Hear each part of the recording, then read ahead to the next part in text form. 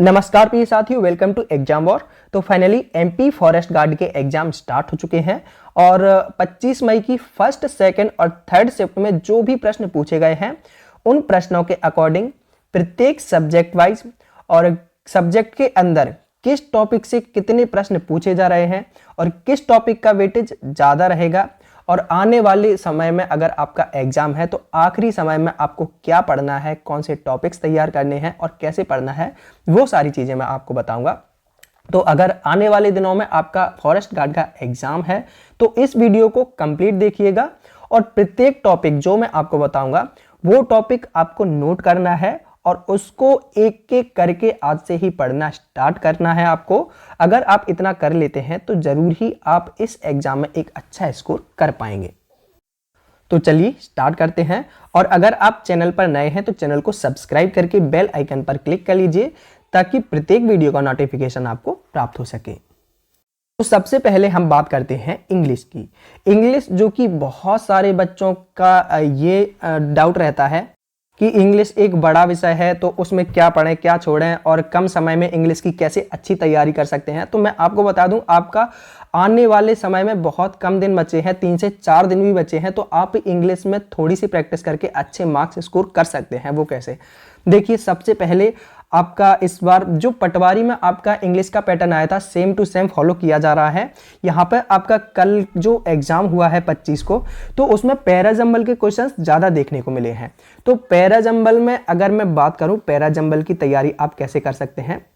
देखिए, पैराजंबल में कोई भी यहाँ पर रूल फॉलो नहीं करता। इसके लिए आपको करना क्या होगा कि आपको 3 से 4 आपको सेंटेंस दिए जाते हैं। उन सेंटेंस को आपको अरेंज करना होता है कि कौन सा सेंटेंस पहले आएगा, कौन सा उसके बाद आएगा, फिर कौन सा आएगा, फिर कौन सा आएगा। तो आपको उन सेंटेंस को पढ़कर उनका हिंदी अर्थ निकालकर उनकी प्रैक्टिस करना होगा कि कौन सा सेंटेंस पहले आएगा, उसके बाद कौन सा आएगा, उसके बाद कौन सा आएगा। अगर आप 1-2 दिन या 2-3 दिन इस चीज़ की प्रैक्टिस कर लेते हैं तो आप देखिएगा कि आपसे ये क्वेश्चंस बनने लगेंगे। तो पैराजंबल के आप PYQ लगा सकते हैं अगर आपके पास PYQ है, नहीं तो आप YouTube से भी इसकी प्रैक्टिस कर सकते हैं कि जो भी टीचर आपको अच्छा लगता है और जिसने पैराजंबल की क्लास ली है तो वहां से आप इसकी प्रैक्टिस कर सकते हैं। इसकी प्रैक्टिस करके जरूर जाइएगा क्योंकि ये अभी नहीं, लास्ट तक आपसे पैराजंबल पूछा जाना है। यानी कि इंग्लिश का जो पैटर्न है सेम टू सेम यही फॉलो होगा लास्ट तक, मात्र आपसे क्वेश्चंस चेंज किए जाएंगे हर शिफ्ट में। बाकी आपका जो पैटर्न है वो यही रहेगा। बस अगर अंतर आ सकता है तो ये आ सकता है कि पैराजंबल में किसी शिफ्ट में 5 तो किसी शिफ्ट में 4 पूछ लेंगे, तो वहां पर आपका नरेशन में एक आध क्वेश्चन बढ़ा देंगे या एक्टिव पैसिव वॉइस में। बाकी एक्टिव पैसिव वॉइस, नरेशन और पैराजंबल ये आपके कम से कम 13 से 14 क्वेश्चंस कवर करेंगे आउट ऑफ 20। 20 में से 13 से 14 प्रश्न केवल इन्हीं तीनों टॉपिक से पूछे जाने हैं। फिर हम बात करते हैं एक्टिव वॉइस और पैसिव वॉइस की। तो यहाँ पर देखिए, एक्टिव वॉइस और पैसिव वॉइस से कितने प्रश्न पूछे जा रहे हैं। तो कल की तीनों शिफ्टों में देखा जाए तो 4 से 5, किसी में 4, किसी में 5, किसी में 4, किसी में 5 ऐसे प्रश्न पूछे गए हैं। तो 4 से 5 एक्टिव वॉइस और पैसिव वॉइस में प्रश्न पूछे जाने हैं। तो इनकी भी आप एक बार इनके रूल पढ़िएगा, क्योंकि अगर आप किसी एक टेंस के, मान लो प्रेजेंट टेंस के आप एक्टिव वॉइस पैसिव वॉइस कर लेते हैं तो आपको आसानी होती है पास्ट टेंस और फ्यूचर टेंस के जो एक्टिव पैसिव होते हैं उनको कंप्लीट करने में भी आपको आसानी रहेगी। तो इनकी प्रैक्टिस आप जरूर करके जाइएगा, एक्टिव वॉइस और पैसिव वॉइस की। और इनके अंदर भी आपको बता दूं, आपके जो WH वर्ड होते हैं और इंटेरोगेटिव होते हैं और इंपेरेटिव वाले होते हैं, इंपेरेटिव सेंटेंस वाले अगर आपने पढ़े होंगे, इनकी प्रैक्टिस करके भी जरूर जाइएगा। क्योंकि होता क्या है कि अभी स्टार्टिंग है, यानी कि केवल एक दिन ही एग्जाम हुआ है, तो उसमें आपसे सिंपल टेंस के जो एक्टिव पैसिव वॉइस हैं वो पूछे जाते हैं। लेकिन अगर आपका आने वाले दिनों में एग्जाम है तो आपसे WH वर्ड, इंटेरोगेटिव वर्ड और ये आपका जो इंपेरेटिव सेंटेंस है, तो यहाँ से आपके प्रश्न ज़्यादा बनते हैं। क्योंकि पटवारी में भी ऐसा ही हुआ था कि पहले और दूसरे दिन तो आपसे तीसरे चौथे दिन सिंपल पूछे गए थे, लेकिन लास्ट में जो देखा गया था वो WH वर्ड, इंटेरोगेटिव और इंपेरेटिव सेंटेंस से यहाँ पर एक्टिव पैसिव वॉइस ज़्यादा पूछे गए थे। तो इनकी प्रैक्टिस भी आप करके जरूर जाइएगा। फिर बात करते हैं नरेशन की। तो नरेशन, इसकी भी आप अच्छे से थ्योरी कंप्लीट कीजिए और प्लस आपको इसकी भी प्रैक्टिस करनी चाहिए, क्योंकि para jumble, active passive voice और नरेशन बिल्कुल भी छोड़ने के लिए मैं सजेस्ट आपको नहीं करूंगा। आप बहुत अच्छी इन तीनों की प्रैक्टिस करके जाइएगा, कंप्लीट करके जाइएगा। तो यहाँ पर नरेशन भी आपको कंप्लीट करके जाना है।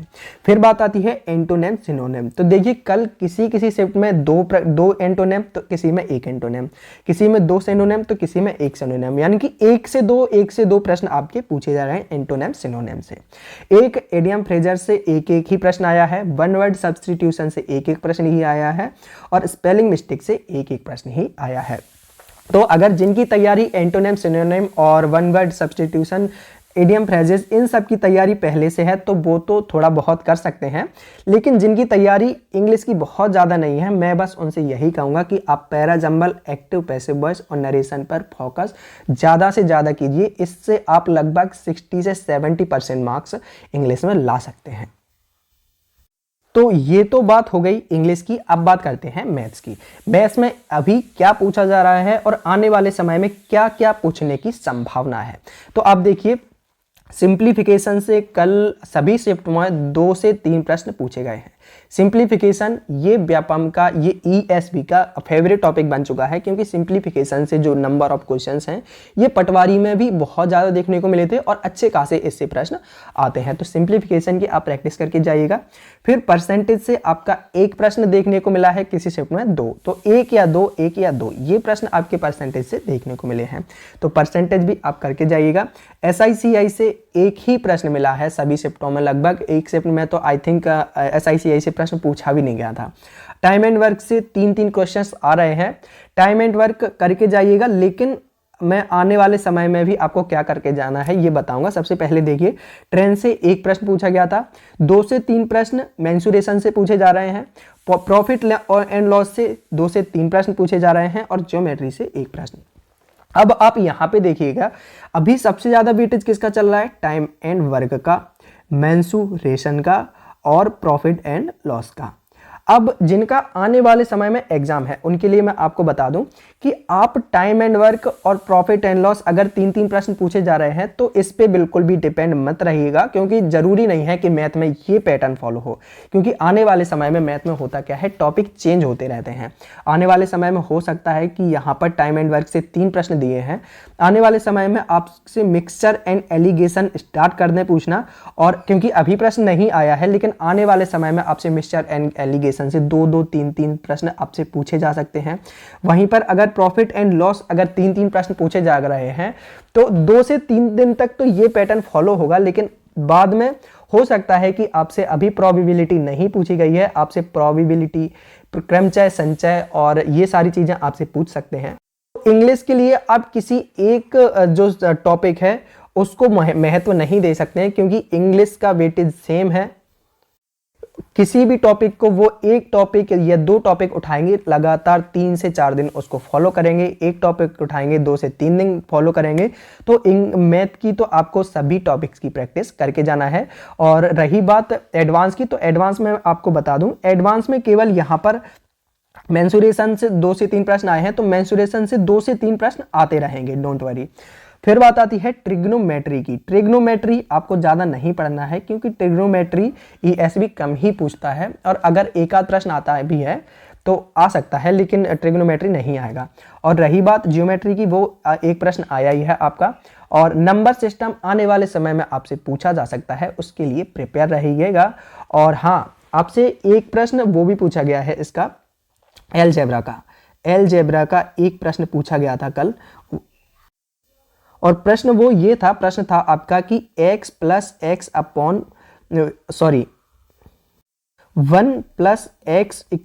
16 है, तो x² + 1/x² की वैल्यू क्या होगी।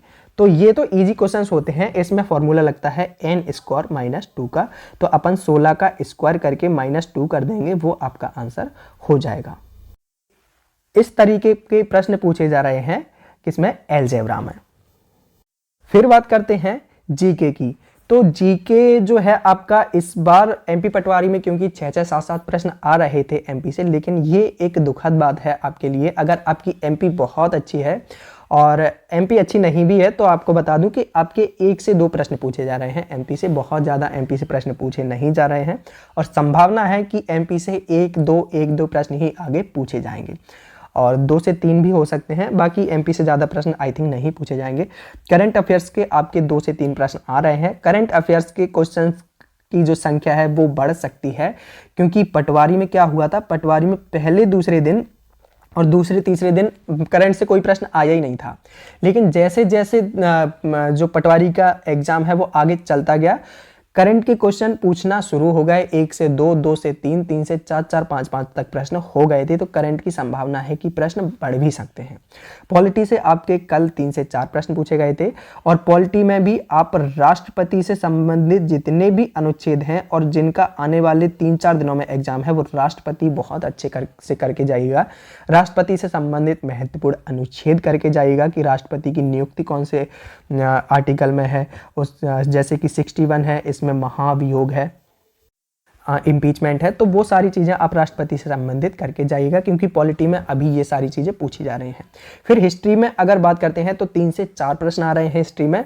अब हिस्ट्री में आपसे अभी क्या प्रश्न पूछे जा रहे हैं, तो हिस्ट्री में आपसे मंदिरों से संबंधित प्रश्न पूछे जा रहे हैं। मंदिर और प्रसिद्ध स्थान की कौन सा मंदिर किसके शासनकाल में बना था और किसने बनवाया था और कहाँ पर स्थित है, ये सारी चीज़ें आपको मंदिर आपको करके जाना है, कहाँ पर स्थित है, कौन सा मंदिर किसने बनवाया था और किसके शासनकाल में बना है। ये प्रश्न हिस्ट्री से अभी पूछे जा रहे हैं और जिनका एग्जाम 8 या 10 दिन बाद है तो वो हिस्ट्री का अपना मतलब अच्छे से पढ़ सकते हैं, क्योंकि प्रश्न हिस्ट्री से आ रहे हैं। और फिर आपके स्टैटिक जीके से पूछे जा रहे हैं। स्टैटिक जीके से अभी वो सारे प्रश्न आ रहे हैं कि भारत में प्रथम, विश्व में प्रथम, वो सारी चीज़ें अभी स्टैटिक जीके में पूछी जा रही हैं। तो ये बात हो गई जीके की। अब बात करते हैं हिंदी की। तो हिंदी में देखिए, हिंदी में वो सारे टॉपिक्स ही आ रहे हैं जो कि हिंदी में आप पढ़ते हैं, यानी कि हिंदी में अगर ये टॉपिक नहीं आएंगे तो हिंदी में वो पूछेंगे भी क्या, मतलब हिंदी में ऐसा अलग कुछ नहीं आ रहा है।